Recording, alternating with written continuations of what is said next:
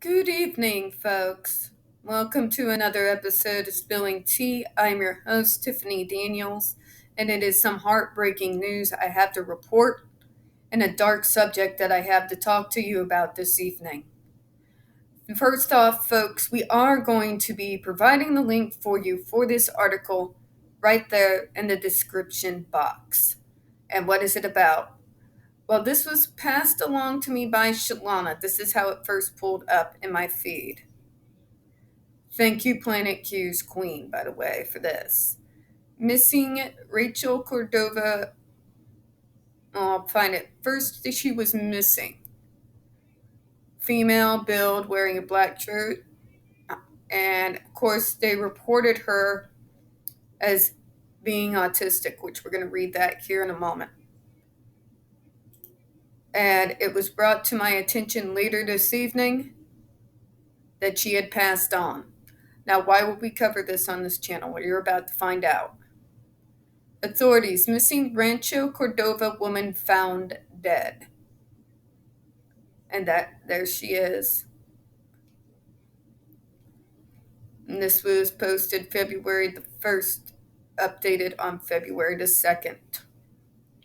So updated today. Rancho Cordova, California. Rancho Cordova Police and Sacramento County Sheriff's Office have said they have found the body of a woman who was reported missing on Thursday. She was identified as a 20-year-old Emma Roark, and according to authorities, she was a victim of a homicide. Roark was reportedly last seen leaving her home at noon Thursday. Her family reported her missing to the Rancho Cordova police around 6 p.m., the same day after they became worried. A GoFundMe page started by Roark family says the 20-year-old was at risk with autism. Yes, well, that is very ableist, and I really wish, yes, we are at risk when we are off by ourselves. It's a sad fact of life, but another time, another video. We live in Rancho Cordova, and she was last seen walking to the American River off of Coloma Road. She wore only clothes she was dressed in and her phone. She did not bring her wallet, ID, or any extra clothes. The GoFundMe started by Celeste and Gabriel Roark reads. A 4-day search led to the discovery of her body in a secluded area at the river access on El Monte Tuesday. The country's coroner office will determine how she died. There is no information on a suspect. Anyone with information is asked to call the Cordova police, and that's their phone number, guys. This is a developing story. So this goes on to a video that I've done before that I will also link in the description in regards to the massively high numbers of people with disabilities who are murdered, have had violence perpetrated against them, abused, and tortured. A ridiculously high number of people, like myself, are murdered, tortured, and abused every single year. The numbers, the stats, they don't lie, folks. We are more likely to be victims to this very type of thing than your average person. But it is never talked about. Never talked about. See, we want to sit there and we want to talk about inclusion and we want to talk about diversity and we want to talk about how all of this discriminatory behavior is wrong. But there is an elephant in the room, ladies and gentlemen. There is an elephant in the room that is never addressed.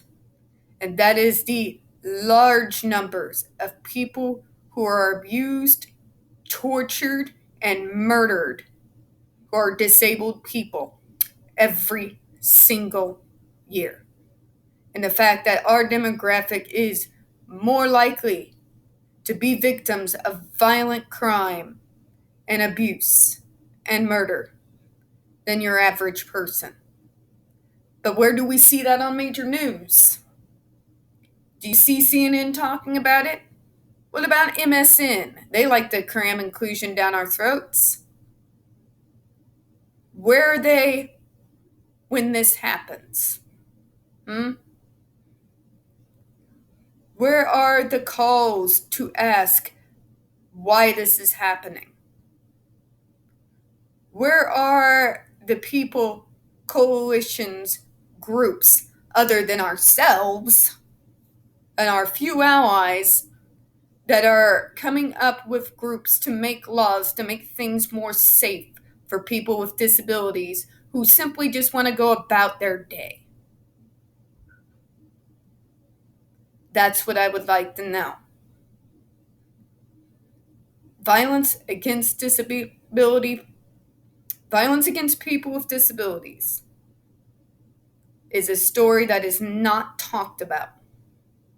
It is brushed under the rug, ignored, and treated like it's not happening. But it is happening in record numbers, especially since the pandemic. That's right, it's gone up. With no access to more regular public access, things like buses, because we're afraid to leave our homes, because many of us are afraid if we do go out there, especially the immunocompromised ones, that we might catch the Rona, and then because of ableist assholes in hospitals everywhere be denied ventilators. Yeah, it's less likely for this type of abuse and people who perpetrate it to be caught.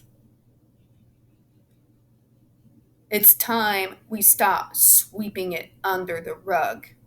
It's been an epidemic for years and years. There's a reason why we have a Disability Day of Mourning, folks. Now, on that note, I'm going to go ahead and close out this evening. We don't get very many views on this channel, and the few that we do get do tend to get removed from time to time. So, folks, please don't forget to hit that like button, hit subscribe, and don't forget to hit the comments. I do appreciate your time this evening. As always, we here at Spilling Tea hope you have a good one in spite of the horrible news. Bye-bye.